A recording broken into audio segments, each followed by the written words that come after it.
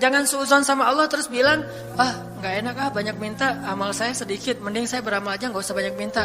Jangan memperlakukan Allah seperti kita memperlakukan makhluk. Orang kalau kita banyak minta dia akan kesulitan, lama-lama dia akan merasa terganggu. Tapi Allah kalau nggak diminta dia marah. Manusia kalau kita minta banyak-banyak dia marah. Allah kalau kita nggak minta dia malah marah.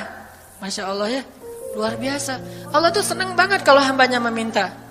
Sehingga di antara hamba yang paling Allah cintai, di antara hamba-hambanya, hamba yang paling banyak menengadahkan wajah dan telapak tangannya. Ilahi, ilahi. Minta sama Allah, Allah tuh suka banget diminta. Orang yang suka meminta itu bahasa Arabnya awwahun. Inna Ibrahim la'awwahun halim. Ibrahim itu hamba yang awwahun halimun. Awwah halim. Halim itu artinya menahan amarah. Awwah da'a. Da'a artinya banyak berdoa. Kalau da' itu berdoa. Kalau da'a senang banget doa. Ada masalah dikit, ilahi, Rabbi, ngadu aja ke Allah, manja gitu. Dan Allah tuh senang banget dengan hamba yang kayak gitu. Sehingga sampai Nabi mengatakan, mintalah kepada Allah walaupun cuman garam. Garam aja minta ke Allah. Sepele banget masalah kita. Ya Allah, mudah-mudahan nanti gak macet ya. Minta sama Allah. Kok macet ya Allah? Ya biar kita sabar. Udah tahu jam macet berangkatnya telat gitu ya. Jangan salahin Allah. Tapi minta, bilang, biasakan kita tuh komunikasi sama Allah dengan manja. Ya Allah, mudah-mudahan saya bisa jawab ujiannya. Udah belajar sih ya Allah, cuma gak tahu kan semuanya di tanganmu. Minta ke Allah, bismillahirrahmanirrahim, makan ya Allah, ini rezeki darimu, makasih ya, makan.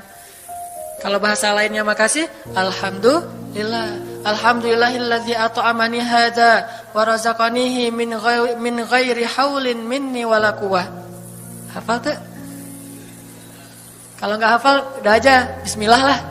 Alhamdulillah gitu. Bismillah ya Allah, Masya Allah nih rezeki darimu. Udah selesai makan, udah sendawa gitu.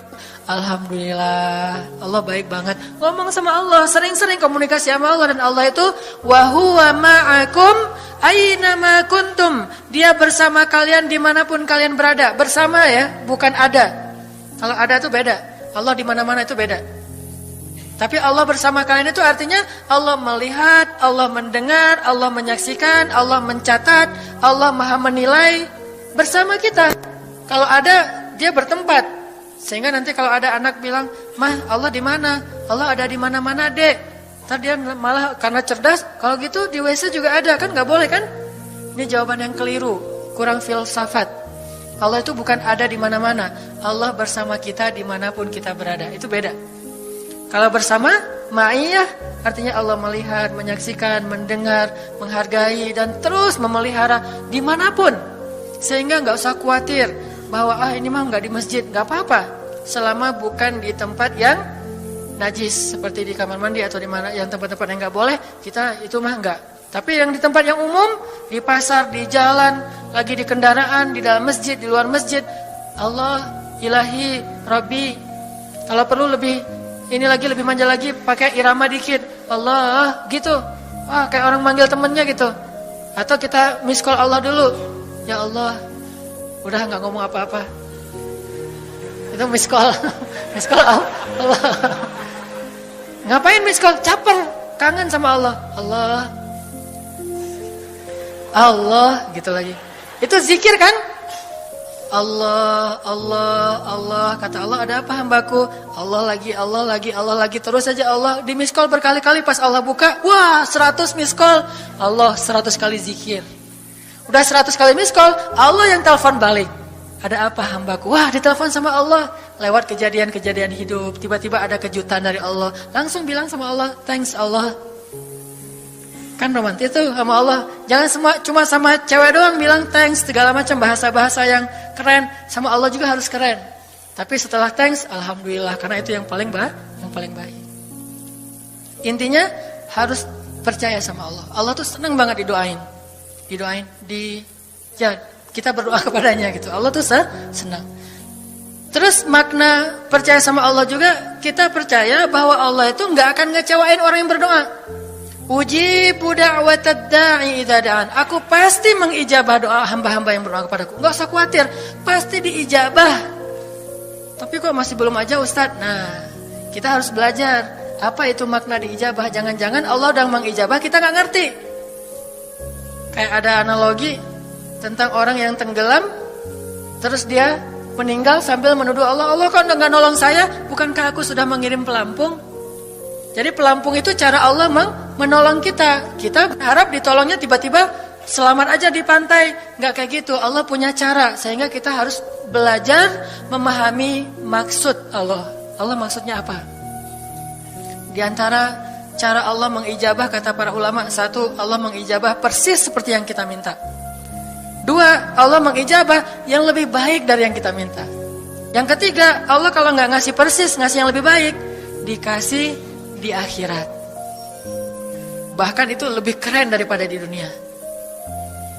Kok di akhirat sih? Ntar dulu. Akhirat itu jaraknya nggak jauh dengan kita. Cuma 60 tahun.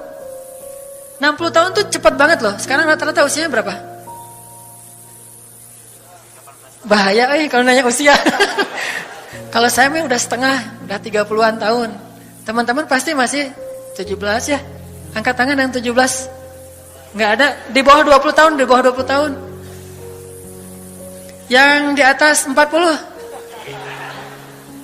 Nggak berani ngangkat tangan, ada sih. Artinya waktu 60 tahun itu nggak lama, sebentar doang. Jadi analoginya gini, kita lagi kuliah, pengen nikah. Terus kita naksir sama seorang cewek cantik banget. Dan saking cantiknya sampai kita cuma bisa bermimpi. Wah, saking cantiknya kayaknya nggak mungkin banget buat kita. Tiba-tiba ayahnya bilang, "Dek, kamu senang sama anak saya?" "Yang mana, Pak?" Masih nanya yang mana? Takutnya yang tadi kebalik. Ini yang lagi Yang lagi kuliah yang namanya si Fulanah misalnya. Sebutlah namanya Nisa apa gitu ya. Terus dia bilang, "Boleh. Bapak setuju kamu nikah sama anak saya, tapi ditunda dulu sampai kamu lulus kuliah." Kita seneng gak tuh? Sampai lulus kuliah, gak apa-apa. Masa kita bilang, gak mau Pak kalau lulus kuliah, mending gak usah deh, saya mau yang sekarang. Pasti gak gitu kan? Karena kita tahu ini cantik banget, keren banget, soleha banget, idola banyak cowok-cowok di kampus, dikasih buat kita. Syaratnya cuma satu, tunggu lulus kuliah 4 tahun lagi. Pasti kita akan sabar banget menanti itu. Gak mungkin kita bilang, "Pak, Bapak kalau nawar yang serius dong, 4 tahun mah lama tuh Pak." Yang kedua, tips supaya doa kita powerful. Kalau doa sama Allah itu yang romantis. Bahasa Arabnya munajat, curhat sama Allah. Dan doa itu ibadah, bukan sekedar permintaan, bukan cuma request, tapi ibadah. Jadi kalau orang rajin doa sama Allah itu akrab sama Allah. Dan kalau akrab jadi romantis sama Allah, enak gitu, hubungannya dengan Allah tuh adem banget, nyaman banget. Pas dia berdoa, "Ilahi," gini ngomong kayak Nabi Zakaria yang tadi di surat Maryam pas sholat rakaat kedua. Apa kata Zakaria? Ini bentuk curhatnya Zakaria. Qala rabbi inni wahana al-'azmu minni washta'ala ar-ra'su shayba wa lam akun bidu'aika rabbi syaqiyya. Nabi Zakaria doa romantis, suaranya pelan. Wadhkur fil dzikru rahmati rabbika 'abdahu Zakaria idz nada rabbahu nidaan khafiyya. Zakaria tuh kalau doa tuh lirih banget suaranya.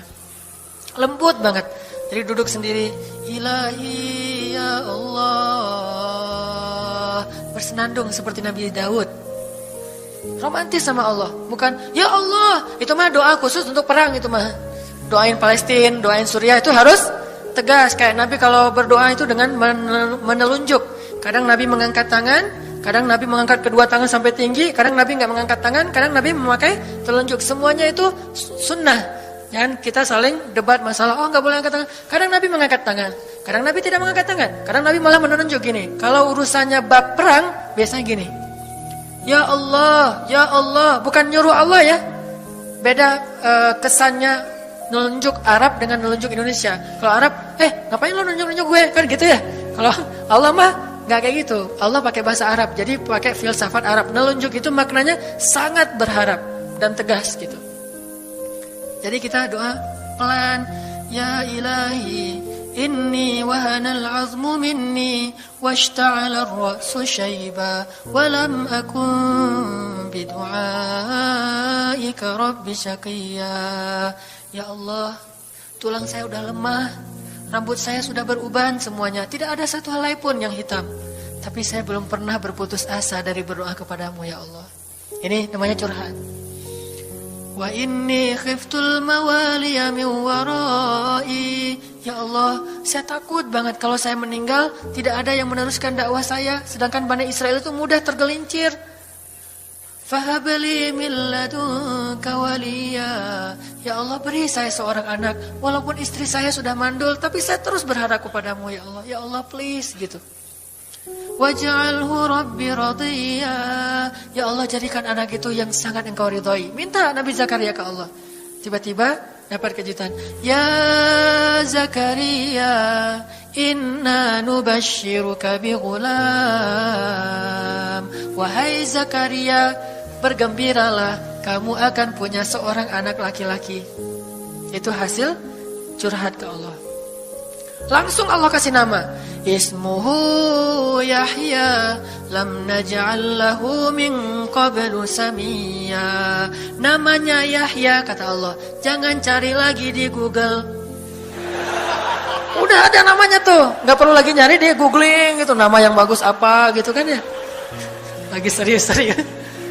Ismuhu Yahya, itu sebaik-baik nama. Namanya datang dari langit.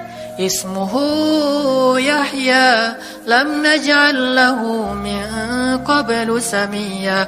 Belum pernah ada anak sesoleh dia di muka bumi. Wah, ini first nih, anak paling soleh. Terus kata Allah, wahananan, anaknya lemah lembut. Wazakatan, anaknya suci. Wataqiyya, anaknya bertakwa. Namanya Hanan At-Taqi. Itu mah doa ya, bukan GR. Karena saya juga belum bertakwa. Hanya Allah yang tahu siapa yang paling bertakwa. Terus apalagi sifatnya? Wa barram biwalidayhi, anaknya sangat berbakti kepada orang tua. Allah kasih spesifikasi anak yang Allah pengen ngasih ke Zakaria. Itu luar biasa sifat-sifatnya. Wa barran biwalidayhi, enggak pernah nyakitin orang tua. Walam yakun jabbaran 'asiyya, enggak pernah berlaku kasar, tidak pernah bermaksiat, enggak pernah berdosa tuh Yahya. Wassalam, Allah menjaga dia. Wassalamun alaihi yauma wulida, Allah jaga dia ketika dia lahir. Wa yauma yamutu, ketika dia wafat. Wa yauma yub'atsu hayya, ketika dia dibangkitkan. Wah, ini dijamin dunia akhirat sama Allah. Hasil munajat. Allah kasih kejutan yang paling istimewa. Makanya bermunajatlah kepada Allah. Ya Allah, titikan air mata, ngomong sama Allah masalahnya apa. Ya Allah, saya pengen nikah banget. Bukan apa-apa ya Allah, saya pengen punya keturunan yang soleh-solehah. Saya pengen sholat berjamaah waktu tahajud. Saya pengen diimami oleh seorang imam yang baik bacaannya, yang soleh. Saya pengen mendidik anak saya berdua dengan pasangan saya. Saya pengen, yang baik-baik sebutin. Pengennya kita, hajat kita itu apa. Cuman ya Allah, saya kurang modal. Ngomong Allah kayak gitu. Gak apa-apa pakai gaya-gaya kita sendiri. Gaya Sunda, gaya apa, bebas lah. Ya Allah, kurang modal banget. Gimana nih ya Allah? Tapi kan engkau maha kaya ya Allah. Bilang gitu. Dan Allah akan mengatakan, lihat hambaku memujiku. Kan kayak kita bilang, Alhamdulillahi Rabbil Alamin. Allah bilang, hambaku memujiku. Ar-Rahmanir-Rahim, hambaku mengagungkanku. Maliki Yaumiddin, hambaku gimana sih hadisnya tuh? Kan gitu kan ya. Allah merespon setiap ucapan hambanya. Jadi kita bilang, tapi kan engkau maha kaya ya Allah. Oh iya benar. Cuman saya belum juga nemu siapa calonnya ya Allah. Nah, tapi kan engkau maha tahu ya Allah. Oh iya. Nanti Allah tiba-tiba dalam mimpi disebutin gitu. Wah, jelas spesifikasinya, wajahnya kayak gini, senyum-senyum ke kita di dalam mimpi gitu ya. Terus kasih kartu nama. Pas kita bangun ternyata kartu namanya ada di tangan kita. Cie, kayak di film. Bisa gitu. Tiba-tiba ke-save di HP kita ada nama yang saya perasaan gak pernah nge-save nomor ini deh. Malaikat yang nge-save. Itu semuanya mukjizat dari Allah. Gak usah khawatir. Allah punya cara. Tadi mah walaupun herai, tapi sebetulnya pesannya adalah Allah itu punya banyak cara untuk menolong hambanya. Tidak usah kita atur gimana caranya. Bukan kita yang mengatur caranya, kita hanya bermohon kepada Allah. Allah yang punya sekian banyak cara. Allah bisa pakai cara ilmiah, bisa cara yang tidak ilmiah, bisa cara yang berlawanan dengan ilmiah. Ilmiah itu kan ciptaan Allah. Jadi jangan mengukur dengan logika kita. Tapi mengikhtiar dengan logika kita harus. Kalau ikhtiar harus ilmiah. Tapi kalau iman gak perlu ilmiah. Sakit, ikhtiarnya ke dokter. Tapi yakinnya gak boleh yakin sama dokter. Ikhtiarnya seilmiah mungkin, tapi imannya nggak boleh ilmiah, rabbaniyah. Allah berkuasa dengan ilmiah, tanpa ilmiah, bertentangan dengan ilmiah. Allah bisa menciptakan seseorang dari ayah dan ibunya, bisa tanpa ayah tapi punya ibu doang seperti Isa. Atau bisa nggak punya ayah, nggak punya ibu seperti Adam. Allah bisa menciptakan onta dari induknya, bisa keluar dari batu seperti untanya Nabi Soleh. Allah maha kuasa, makhluk tidak kuasa. Minta sama Allah dengan harapan-harapan yang indah, munajat. Ini sekarang coba kita dengar bagaimana munajatnya Nabi ketika pulang dari Taif. Nabi itu kan sedih banget pulang dari Taif. Luar biasa dihinanya oleh orang-orang Taif. Di antara penghinaan orang Taif yang masih terekam oleh sejarah itu, orang Taif mencemooh Nabi dengan mengatakan, emangnya benar kamu itu, emangnya benar Allah mengangkat kamu jadi Nabi? Itu penghinaan. Dihina gitu. Muhammad, beneran gitu Allah mengangkat kamu jadi nabi? Kayak gak ada orang lain? Kata orang Taif. Terus ada lagi yang bilang, Muhammad, kalau kamu itu seorang nabi, saya tidak berani ngomong sama kamu, nanti saya terkutuk. Tapi kalau kamu bukan nabi, pendusta, ngapain juga saya ngomong sama kamu? Jadi mending gak usah ngomong aja daripada ngomong dengan pendusta. Intinya dia gak mau ngomong sama nabi, tapi meracau. Dia bilang, kalau kamu nabi, kalau saya berdebat kamu, saya akan dikutuk. Kalau kamu bukan nabi, berarti kamu pendusta. Ngapain juga saya berdebat sama kamu? Menghina. Ada yang bilang, hei Muhammad, pergi kamu, jangan dekat-dekat dengan kampung kami. Disuruh anak kecil mengusir Nabi. Bayangin, bagi orang semulia Rasulullah diusir oleh anak kecil, dikejar-kejar pakai batu kerikil, dilemparin. Itu luar biasa, berat banget perasaan beliau. Sama anak kecil, sama perempuan, sama budak-budak. Yang laki-lakinya tuh hanya bersorak di belakang. Perempuannya, bagi orang Arab, dihina oleh perempuan, itu luar biasa penghinaannya. Makanya di Mesir, pengalaman saya ketika di Mesir, orang Mesir itu paling takut sama cewek. Di pasar kalau ada ibu-ibu yang belanja, Mang, bungkusin yang ini, dibungkusin. Nggak jadi deh, yang itu aja. Ya, bungkus lagi. Kayaknya nggak jadi yang itu aja. Sampai 3 kali si emangnya nggak boleh marah. Kenapa? Cewek. Itu di Mesir tuh. Kalau di kita, wah, udah habis itu. Nggak usah cewek yang sebaya, ibu-ibu aja bisa dihina di kita kan ya, nggak menghormati orang tua. Kalau di Mesir, perempuan apalagi yang udah umur usia orang tua itu sangat dimuliakan. Naik bus gitu, ada ibu-ibu orang Mesir kan gede-gede tuh, naik bus, ya naik bus aja, naik damri gitu susah. Akhirnya barang-barangnya pada diambil sama orang-orang di dalam, dia naik sendiri. Bismillah, masya Allah, gitu-gitu orang Mesir teh kalau naik damri. Pas sudah di atas, semua orang berdiri mempersilahkan dia pilih tempat duduk yang mana.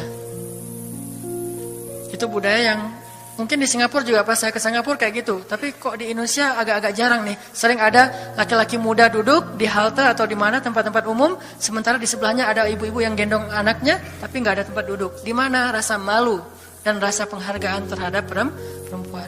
Makanya kalau sampai seorang ribut dengan perempuan di tempat umum, itu di Mesir aib banget. Jadi kalau kita ramai sama seorang cewek atau seorang ibu-ibu di tempat umum, pasti orang-orang Mesir akan marahin kita, nggak marahin dia, walaupun dia yang salah. Ya aib kata orang Mesir. Aib jangan kayak gitu, aib jangan kayak gitu. Tapi kalau kita berantemnya sesama laki-laki, dia akan bilang sallu ala nabi, selawatlah kepada nabi. Kayak gitu cara mendamaikan pertengkaran di Mesir. Dan menurut survei kecil-kecilan saya, orang Mesir itu paling sering bertengkar di bus kalau lagi bulan puasa. Lapar soalnya. Itu sering banget, asal bulan puasa rame di bus. Wah, orang Mesir kan suaranya kencang ya, kayak singa gitu. Wah, rame di jam 2 orang. Akhirnya yang lain bilang, sallu ala nabi. Langsung, sallallahu alaihi wasallam. Lagi. Tapi dia sempat salawat dulu. Kalau kita kan, apaan sih? Nggak ada hubungannya juga, nggak nyambung, keles gitu. Kalau di Mesir mereka paham. Kalau dibilang nabi, langsung mereka menghargai sallallahu alaihi wasallam. Terus marah lagi. Ya Amir, sallu ala Nabi sallallahu alaihi wasallam. Lagi. Kadang-kadang saking marahnya sallu ala Nabinya sambil marah, sallallahu alaihi wasallam, saya bilang juga. Jadi sampai ada yang bertengkar dua orang, disikapin dengan bijak. Orang Mesir kalau marah tuh suka bilang keledai. Ya Ahmar, wahai keledai gitu. Terus yang orang bijak ini kayaknya educated, dosen gitu kayaknya, dia bilang, memangnya ada keledai selain engkau di sini? Terus dia bilang, nggak ada. Ada. Apapun jawabannya salah. Memangnya ada keledai selain kamu di sini? Kalau dia bilang nggak ada, berarti memang kamu sendiri. Kalau dia bilang ada, berarti kamu juga keledai. Cerdas ya, luar biasa nih di Mesir. Saya dapat banyak luar biasa pengalaman. Intinya apa? Perempuan yang mengusir Nabi di Taif, perempuan. Anak-anak, budak, coba gimana perasaan Nabi? Itu benar-benar nelangsa banget, sedih banget begitu turun dari Taif. Nabi SAW kemudian istirahat, habis dikejar-kejar dari pagi sampai sore di kebun kurma. Nabi lagi istirahat, terus Nabi berdoa. Nih doanya saya bacain ya. Wahai Robku, kepada engkaulah aku adukan kelemahan tenagaku dan kekurangan daya upayaku.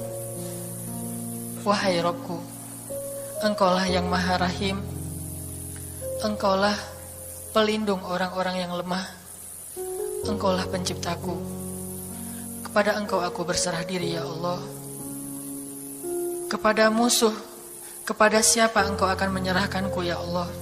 Kepada musuh yang akan mencelakaiku, atau kepada keluarga yang akan membantu urusanku. Tapi apapun itu, tidak ada keberatan bagiku asal engkau tidak marah kepadaku. Mau diserahin ke musuh, gak apa-apa ya Allah. Mau diserahin kepada keluarga juga gak apa-apa. Yang penting kau gak marah ya Allah. Ini bahasa Nabi. Terus Nabi bilang, sedangkan kasih sayangmu maha luas bagiku, aku berlindung dengan cahaya wajahmu yang mulia, yang menyinari langit dan menerangi segala yang gelap. Dan atasnya lah teratur segala urusan dunia dan akhirat. Dari engkau menimpakan atas diriku kemarahanmu. Aku berlindung dari kemarahanmu ya Allah, dari juga azab-azabmu. Kepada engkaulah aku adukan perihalku, sehingga engkau ridho, tiada daya dan upaya melainkan dengan kekuasaanmu ya Allah.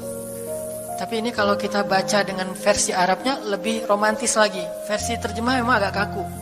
Kalau kita tahu bahasa Arabnya, ya Allah, tidak masalah aku diperlakukan kayak gini. Tidak masalah aku diusir, aku dihina, aku disakiti, aku dilempari, aku dikejar-kejar. Yang penting engkau tidak marah kepadaku. Coba, gimana Nabi itu cinta sama Allah. Mendengar doa Nabi yang romantis banget sambil menitikan air mata. Tubuhnya banyak bekas luka lemparan batu. Bajunya itu kotor.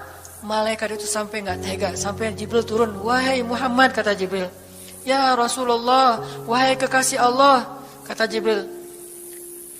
Allah maha mengetahui apa yang telah terjadi pada dirimu terhadap orang-orang ini. Allah telah memerintahkan malaikat gunung untuk mentaati perintahmu ya Rasulullah. Kata malaikat. Jadi kayak ada seorang anak yang nangis sedih, tiba-tiba datang ayahnya ngelus-ngelus gitu, menenangkan dia. Ya Rasulullah, Allah udah memerintahkan malaikat gunung kok, jadi menghibur gitu. Jangan sedih ya Rasul, jangan sedih, gak apa-apa. Itu malaikat gunung udah siap tuh, apapun yang kamu perintahkan. Langsung malaikat gunung siap-siap gitu. Terus kata malaikat gunung, ya Rasulullah, wahai kekasih Allah, perintahkan saja kepada kami apapun. Jika engkau mau, kami akan timpakan 2 gunung ini kepada penduduk Taif, sehingga mereka mati terhimpit oleh gunung-gunung yang kami timpakan. Perintahkan ya Rasulullah, perintahkan. Kata Rasulullah, tidak wahai para malaikat. Kalaupun mereka tidak beriman hari ini, aku berharap kepada Allah, anak cucu mereka kelak akan beriman. Nabi gak sakit hati kepada orang Taif. Dan Nabi juga tidak marah kepada Allah ketika beliau diperlakukan oleh hamba-hamba Allah kayak gitu. Tetapi yang penting Allah jangan marah sama saya ya. Kalau bahasa kita mah, ya Allah maaf ya saya jadi kayak gini nih. Tapi Allah gak marah kan? Gitu banget tuh sama Allah coba. Dia udah habis-habisan, kemudian belum berhasil dakwahnya, masih takut sama Allah. Kayak kita ngedakwahin teman kita, terus kita dicela sama teman kita, dimusuhi oleh teman kita gak marah sama dia, gak marah sama Allah. Gak bilang, Allah itu sih susah ya dakwah. Gak ngomong kayak gitu. Ya Allah maaf ya dia belum menerima dakwah saya. Ini pasti karena saya gak benar nih nyampainya. Ya Allah jangan marah ya sama saya, besok saya coba lagi gitu sama Allah.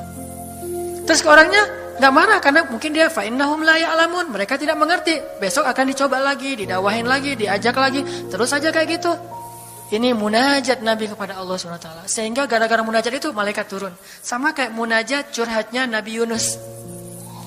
La ilaha illa anta subhanaka inni kuntu minadh zalimin. Subhanallah. Nabi Yunus tuh bermunajat di dalam perut ikan, lirih banget, suaranya tuh pelan banget. Tapi suara yang pelan itu menggetarkan arasy Allah Subhanahu wa taala. Kita udah teriak-teriak pakai mic, nggak ada yang bergetar. Nabi Yunus kalimatnya sederhana, tetapi dari hati banget, benar-benar curhat. Ya Allah, tidak ada ilah selain Engkau. Aku ini udah zalim terhadap diriku sendiri. Ya Allah, maafin saya, maafin saya. Subhanallah, subhanallah, Engkau maha suci, saya ini kotor. Engkau maha suci, saya ini kotor. Terus saja sampai suara Nabi Yunus di dalam perut ikan, di dalam laut yang dalam itu menggetarkan arasy Allah di langit ketujuh. Tiba-tiba malaikat arasy bertanya, suara siapa ini ya Allah?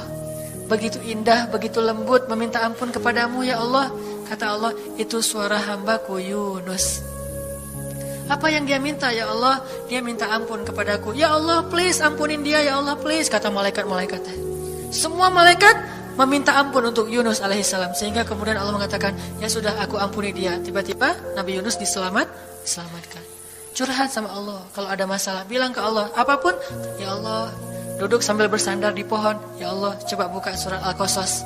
Gimana Nabi Musa itu suka curhat kepada Allah. Surat Al-Qasas, surat 28 ya. Ayat nih ya. Ayat 16 coba. Ketika Nabi Musa enggak sengaja bunuh orang Kipti, Egyptian. Rabbi, inni zalamtu nafsi, faghfirli ya Rabbi. Ya Rabbi, saya tuh udah zalim, maafin saya ya Allah, ampuni saya. Ada masalah dikit, ngomong ke Allah. Habis ada kesalahan, ngomong ke Allah. Terus dia bilang lagi, Rabbi ayat 17, bima an'amta alayya falan akuna zahiran lil mujrimin. Ya Allah, janganlah Engkau jadikan aku termasuk orang-orang yang berdurhaka atau berbuat dosa. Udah. Terus ada masalah lagi. Nabi Musa diusir dari Mesir, dikejar-kejar sama tentara Firaun di ayat 21. Apa kata Musa? Rabbi, najjini minal qaumiz zalimin. Ya Rabbi, selamatkan saya dari orang-orang yang zalim. Ngomong lagi ke Allah. Udah, Nabi Musa pergi sekarang. Kemana perginya? Dari Mesir ke Yordania, Madian kalau bahasa dulu. Pergi tuh. Begitu pergi ke Madian, bilang lagi ke ayat 22. Asa Rabbi ayyahdiyani sawa asabil. Mudah-mudahan Allah kasih saya jalan ya. Ya Allah, tunjukin dong saya jalan harus kemana nih. Saya nggak tahu harus kemana larinya. Allah tunjukin. Jalan sampai ke Madian. Begitu udah selesai adegan menolong dua orang perempuan yang sedang memberi minuman ternak, Nabi Musa capek kan? Udah seharian jalan, kemudian kurang makanan, sendiri, nggak jelas negeri yang beliau tuju. Akhirnya beliau bersandar di sebuah pohon di ayat 24. Terus beliau mengatakan, Rabbi, inni lima anzalta ilayya min khairin faqir. Ya Allah, saya butuh banget kebaikan darimu ya Allah. Saya sekarang lapar, saya haus, saya nggak punya tempat tinggal. Saya sangat butuh kepada kebaikan darimu. Bilang ke Allah. Tiba-tiba habis doa kayak gitu, datanglah cewek itu dengan malu-malu kan. Ayat berikutnya, ternyata cewek itu adalah bakal jadi istri Musa. Jadi kalau ada apa-apa bilang ke Allah. Gak sengaja ngelihat Instagram, oh ada yang cantik, Rabbi, yang ini nih, yang saya gak sengaja gitu. Tapi jangan dikepoin ya, dan jangan terlalu lama ngelihatnya, sekilas saja. Atau minimal kalau nggak yang ini, yang kayak gini ya Allah, ya Allah, gitu. Ngomong nanti ketika selesai sholat. Makanya banyak-banyak doa sama Allah. Dan yang romantis, yang lembut, banyak-banyak berzikir. Jadi sebelum doa itu tasbih dulu. Tasbihnya dengan bahasa yang kita nyaman. Subhanallah, subhanallah boleh. Atau dinyanyikan juga nggak masalah dengan suara yang baik. Bukankah Nabi menyuruh kita menghiasi Al-Quran itu dengan suara kita, dan diantara isi Al-Quran adalah zikir. Kita bisa bilang Subhanallah, Subhanallah, Subhanallah. Coba kayak gitu malam hari sendiri. Pasti orang yang lewat dekat rumah kita bakalan lari gitu ya, dikirain ada suara. malam hari zikir di kos-kosan gitu. Pada teman-teman pada kabur semuanya. Dikirain ada yang gentayangan. Subhanallah, subhanallah, subhanallah. Jadi kalau teman-teman bersiullah dengan zikrullah. Daripada kita bersiul dengan lagu-lagu yang misalnya hanya irama biasa kan ya. Saya udah gak hafal ya lagu-lagu terbaru. Yang dulu-dulu mah yang saya tahu paling kau hancurkan hatiku, hancurkan.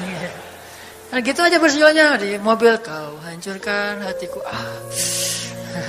Mending kita subhanallah, subhanallah, subhanallah, subhanallah, subhanallah, subhanallah. Biasain aja bersiul dengan nama Allah.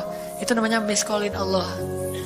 Sehingga nanti Allah akan melihat, wah ada hambaku nih menyebut-nyebut nama aku kan di miskol tuh, caper dulu. Udah gitu baru ya Allah, baru minta sama Allah. Jadi kalau kita mau munajat, mau romantis, mau curhat sama Allah, sebut nama Allah, agungkan kebesaran Allah, berselawat kepada kekasih Allah yaitu Rasulullah sallallahu alaihi sayyidina Muhammad. Mau pakai sayyidina mangga, enggak pakai sayyidina mangga, yang penting jangan ribut bab sayyidinanya. Mau doa aja, enggak ada tuh sayyidina, rame kan? Enggak berdoa ada jadi debat kan ya, komen, udah aja enggak apa masalah. Mau pakai sayyidina mangga, enggak pakai sayyidina juga enggak masalah, tergantung mazhab. Ada yang nyaman harus pakai sayyidina karena saya cinta sama Rasulullah. Ada yang nyaman saya justru karena cinta sama Rasulullah enggak mau nambah-nambah kayak gimana Nabi mengucapkan aja, mangga. Yang penting salawat. Allahumma sholli ala Muhammad, Allahumma sholli ala Sayyidina Muhammad. Baru minta, ya Allah saya lagi ada masalah gini nih ya Allah, sebutin, curhat sama Allah. Dengan demikian doa kita akan diijabah insya Allah.